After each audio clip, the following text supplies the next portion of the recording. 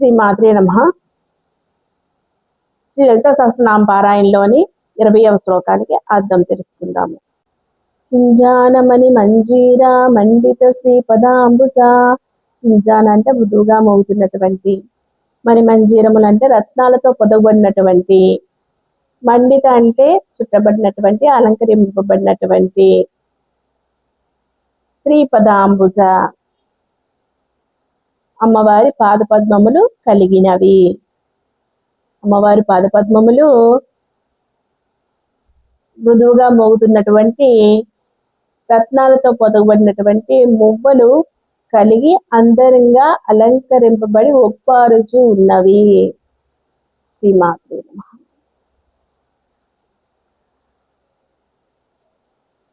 ఇది చెప్తుంటే అమ్మ పాదపద్మాలను దర్శించినంత సంతోషంగా ఉంది. ఒకసారి ఇమేజినేషన్ చేసుకోండి, ఎంత చక్కగా అమ్మవారి పాదపద్మాలు, అమ్మవారి కాలికి అందులు ఎంత అందంగా ఉన్నాయో, ఎంత చక్కగా మెరుస్తున్నాయో. తలుచుకుంటే జన్మ ధన్యమైపోతుంది. మరాళి మందగమన మహాలావణ్య సేవతి.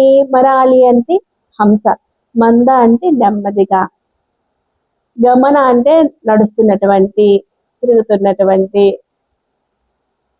మహాలావణ్య అంటే అనేక సద్గుణాల రాశి, అనేక సద్గుణాల కలిగినటువంటి. మహాలావణ్య అంటే అనేక సద్గుణాలు. లావణ్యము అంటే అందము, మృదువుగా ఉండడం, అనేక సద్గుణాలు కలిగి ఉండటం. అలాంటిది మహాలావణ్యం. మహాలావణ్య సేవది అంటే ఏంటి? నిధి, భాండాగారం. అటువంటి మహాలావణ్యాలు, ఎన్నో సద్గుణాలు కలిగినటువంటి సంపన్న రాశి అమ్మవారు. అందాల రాశి, ఎన్నో సద్గుణాలు కలిగినటువంటి సుగుణాల రాశి అమ్మవారు.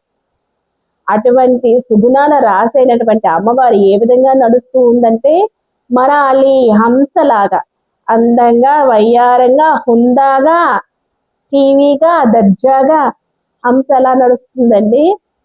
సరోవరంలోనే హంస నడుస్తూ ఉంటే అస్సలు మిన్నొచ్చి మీద పడినా కూడా అస్సలు ఎటువంటి జంకు బెంకు లేకుండా చక్కగా తాపీగా నడుస్తూ ఉంటుంది హంస.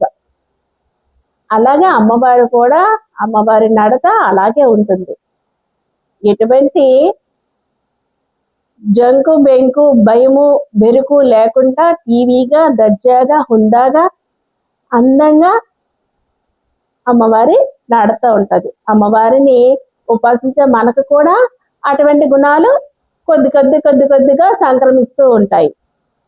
అందుకే అమ్మవారిని ఉపాసించే వాళ్ళు అంత వేరము గబుక్కున కోపం తెచ్చుకోవడం కానీ, గబుక్కున ఎటువంటి భావావేశాలకి లోను కావడం కానీ జరగదు.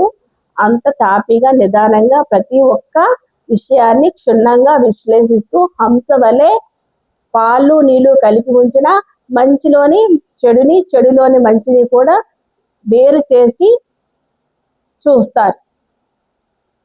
అది అమ్మ నుంచి మనకి సంక్రమించేటటువంటి వరము.